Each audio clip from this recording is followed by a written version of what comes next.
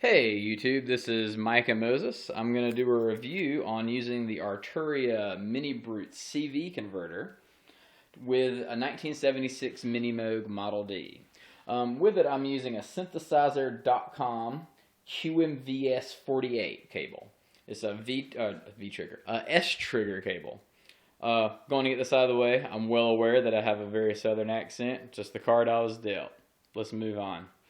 Anyway, I've been wanting a converter for quite a long time. I know they're not too terribly expensive. I just never had the time to buy one, but I did get an Arturia Minibrute, and it has one on it. I plan on at some point getting a Dofer Dark Link. What this cable does, it's a little bit different than most of the S-Trigger cables. And what an S-Trigger cable is it's a gate that connects to the envelope. Most of the gates use just like a normal cable, kind of like this guy right here. But this is something totally different. I think it's also called a Clinch-Jones connector. The other cable isn't a regular audio. And I did have to use a mono-to-mono jack converter. It works really well, and the thing that's different about this one is that unlike the ones from Kenton, it converts the signal within the cable as opposed to having to convert it from the converter itself. That way you can use pretty much any converter that you like. In this case, I can use this because this doesn't have support for an S-Trigger, unlike a lot of other ones. So anyway, one thing I will point out that kind of sucks is it doesn't disconnect the keyboard, but it does disconnect the glide function.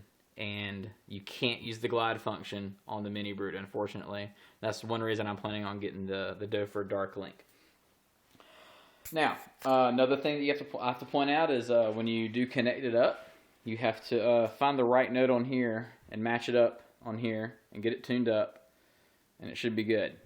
You still can use the modulation wheel though, which is great. So let's see how it sounds a little bit. This is the MiniMoog. This is no Minibrute signal at all. So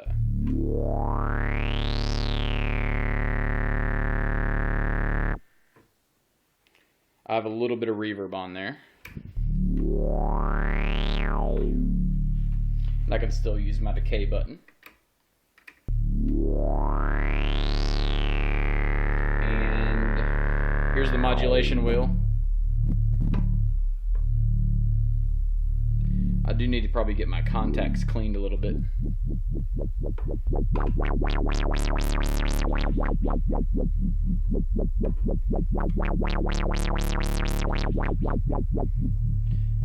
One thing that's really awesome about this is if you've ever dealt with a MiniMoog before, they're not the most stable machines in the world. The oscillators tend to be really drifty, which this is obviously not going to fix the oscillator drift.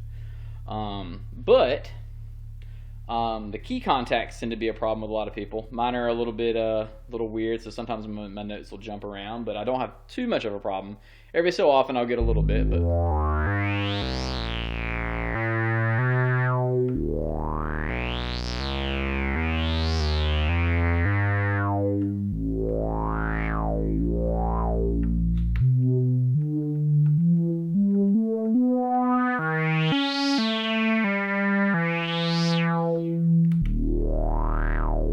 yeah, works pretty good. Also, the arpeggiator works on it, which is really awesome. So I'll just throw in a random arpeggiation on here.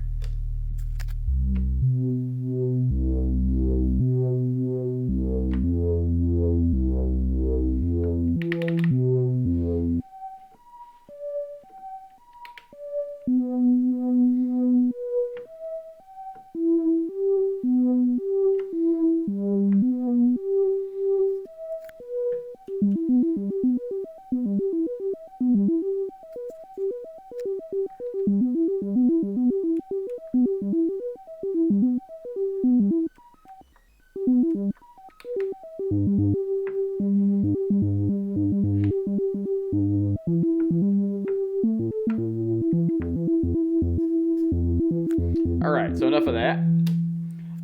Another awesome thing about this, which I always hated about not having a converter, is I'm not the best keyboardist in the world, so I like to sequence a lot of things, which means I can connect the USB out from the Minibrute to Ableton Live, and I can control it from anything. So right here I'm using an Akai MK8 or MPK88, and I can use its keyboard on here.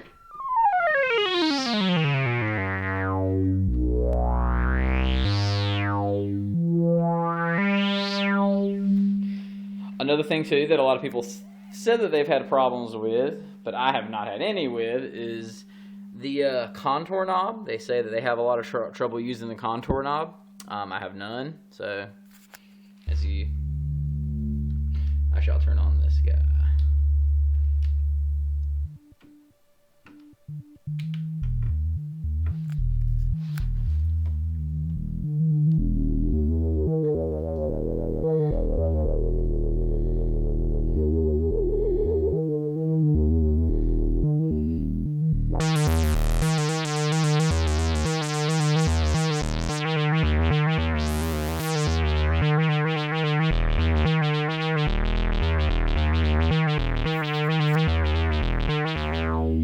So no problem there.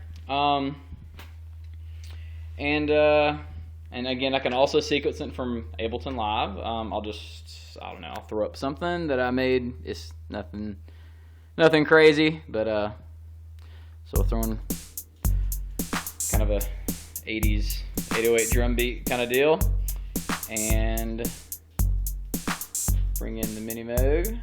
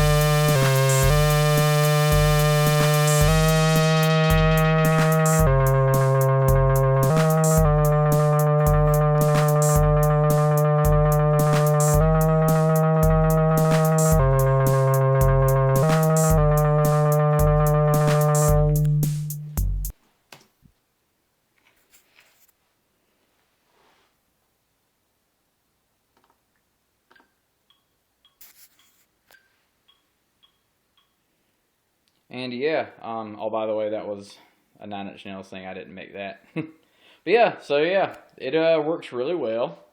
I like it, and I plan on making some pretty cool music with it. Any comments below if you have any pointers on maybe getting some things that I didn't point out? Let me know. Thank you.